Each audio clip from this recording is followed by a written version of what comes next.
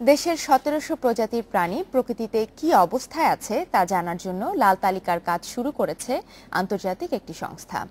International union for conservation of নেচারের উদ্যোগে বিশ্বব্যাংকের সহায়তায় প্রাণীদের শ্রেণী ভিত্তিতে ৭টি দলে ভাগ করে ৭ জন গবেষকদের নিয়ে চলছে রেড লিস্টিং।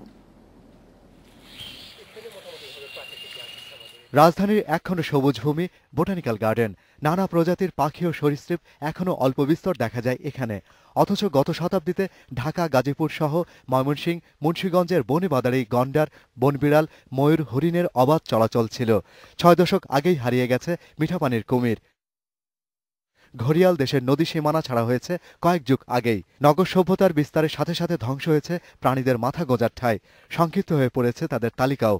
ময়ূর, যেটা আমাদের পেখম মেলা ময়ূর ঢাকা চিড়িয়াখানে আছে, কেউ কেউ হয়তো বাড়িতে এখনো পুষে থাকেন, সেই পেখম মেলা ময়ূর সম্ভবত ৮০ দশকের সর্বশেষ ভাওয়াল মির্জাপুরের দিকে দেখা যায় এবং তারপরে আর একে কখনো দেখা যায়নি। ময়ূর প্রজাতি, এই দুটো প্রজাতি আমাদের দেশ থেকে হারিয়ে গেছে। দেখতে দেখতে হারিয়ে গেল বাদী হাঁস। সারা দেশে বন্যপ্রাণীদের তালিকা ২০১০ সালে প্রথম প্রকাশ করে international union for conservation of nature IUCN। ১৩ বছর পর আবারও এই আন্তর্জাতিক সংস্থাটি নানা গবেষণা এবং তথ্যের ভিত্তিতে তৈরি করছে প্রাণীদের অবস্থান। এবারের তালিকায় মিঠাপানির মাছ, কাঁকড়া, চিংড়ি সহ প্রজাপতিকে সংযুক্ত করা হয়েছে।